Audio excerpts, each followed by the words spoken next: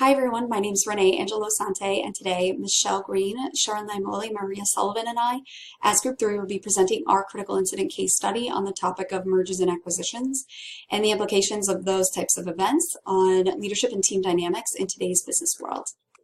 We'll be taking you through examples of two different types of M&A cases to cover more of the life cycle of a merger.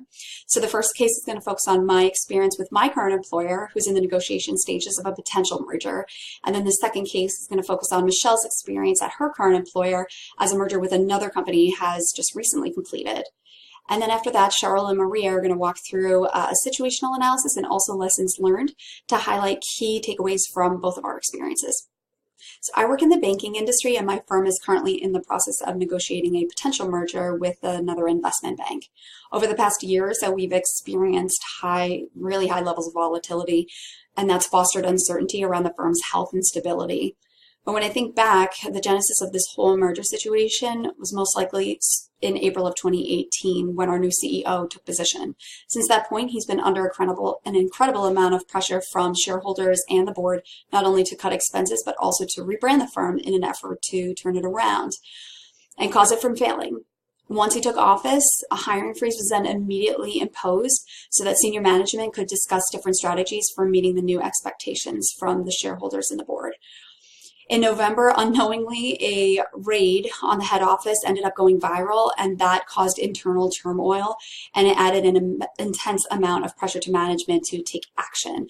So what we saw was shortly after that, the firm announced plans to relocate all of its non-revenue generating operations to lower cost locations and also to offshore locations in an effort to reduce expenses. But that only caused more apprehension amongst the staff. And in the midst of executing on this relocation in an effort to help rebrand, talks of a potential merger with a competitor that's also in poor health were announced to not only internally, but also to the public. The expectations from an internal management perspective were that this merger would result in things like major job cuts, exiting of certain businesses in the United States, and massive amounts of restructuring internally. So with that, trepidation started to rise, and what we've seen over the past several months is a heavy amount of attrition hitting the firm. And that in turn has caused stress on the remaining staff to support additional functions with limited resources now, which brings us to where we are today. Although the firm's only in the beginning stages of this merger, employees, including myself, are already starting to see the impacts because the firm's direction could change at any moment. And that volatility has started to cement feelings of distrust, which have been exacerbated by management's unclear, limited, and inconsistent communication.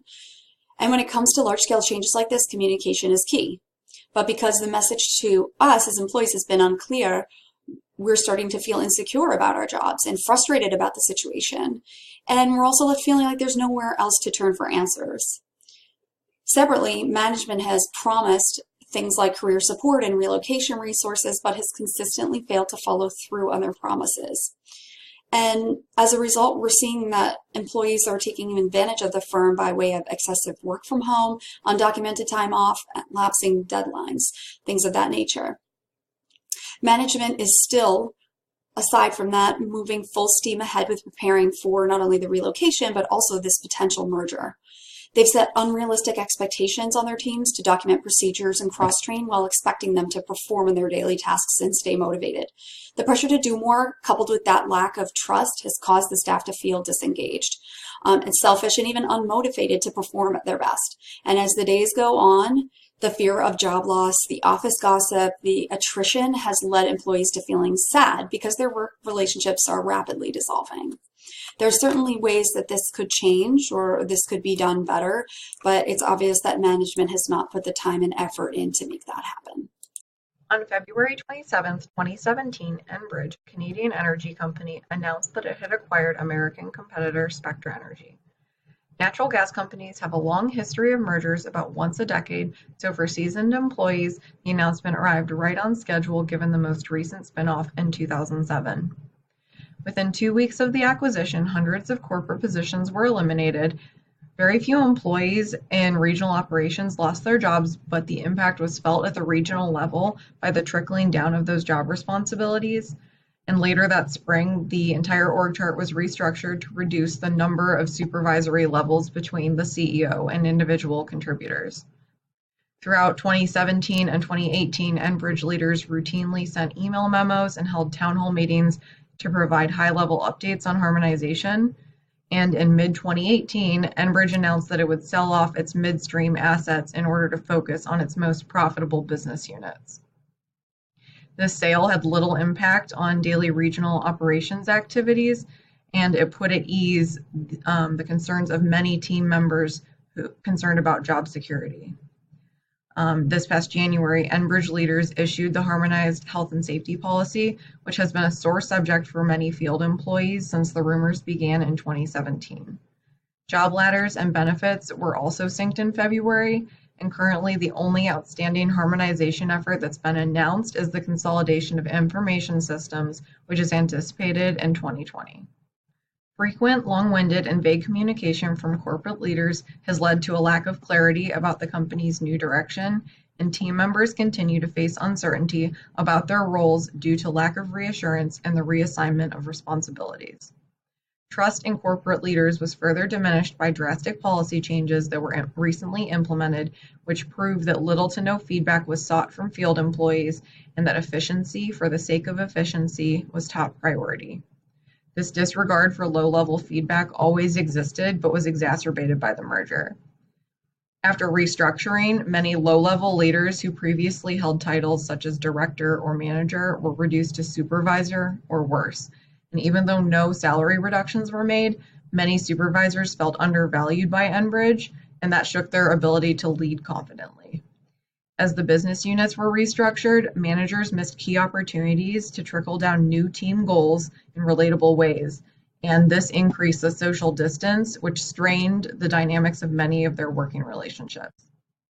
In order to work towards a common goal, leaders should reach out to their counterparts at opposing companies to broaden their team's perspective on how they perform their tasks and avoid siloing. Corporate leaders should also increase face time with field employees in order to promote a mutual understanding of and respect for the company's new direction. As you were able to see in both situations that Michelle and Renee just walked through, there were common themes across both of these organizations during their merger and acquisition. If we take a step back and look at these two situations, we can identify that the root cause of these themes really was driven by the issue of trust. Trust in leadership, trust in the situation, and trust within their own teams. It's a cyclical effect, with the lack of trust being the core issue. First, with an initial announcement of a merger, we automatically instill a culture of fear and panic throughout the organization. This can be resolved almost immediately, but the power lies in the hands of our leaders. This closely aligns with some of the research that we've read from Goldman, Barsade, and O'Neill. If leaders don't remain transparent and empathetic towards their employees and the stress that they're going through, then that culture passes down to individual teams. According to the employee motivation model, it is at this point that we start to see the lack of motivation, a lack of bonding, and ultimately a siloing effect occur. As the merger continues, it then proves that alignment of a single goal and purpose is necessary to fully reboot the culture to its previous state or a better state. And we really saw this show during Michelle's organization example. Otherwise, based on our research, teams will continue to cascade this ineffective progress and an uncomfortable culture.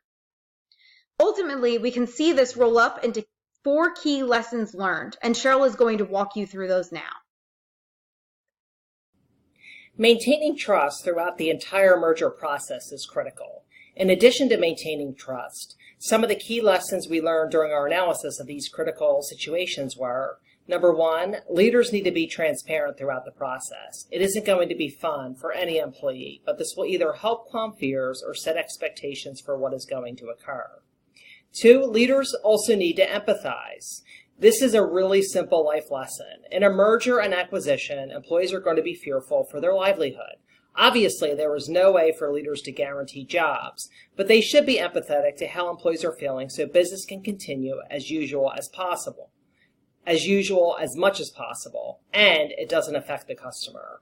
Based on case number 2, we learned that it is critical to cultivate a new combined culture to ease some of the tension during those initial phases. A new culture, a new purpose will get employees excited for the future rather than confused.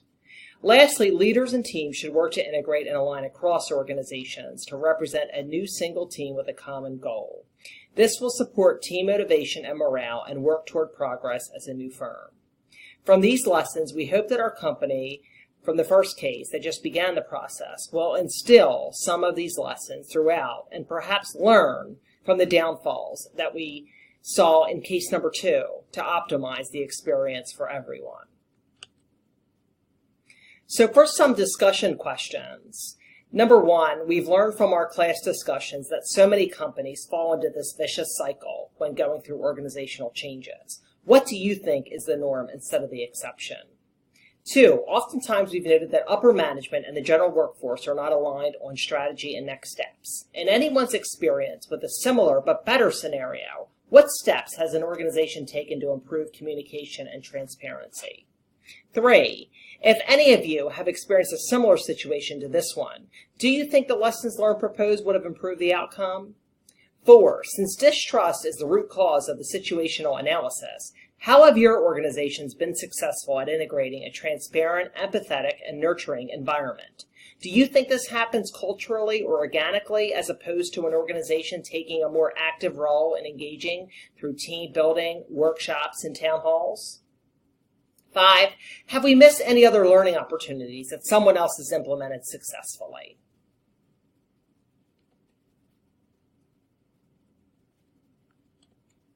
So in closing, we want to thank everyone for their time and attention. We enjoyed putting this presentation together for you, and we hope you enjoyed it as well.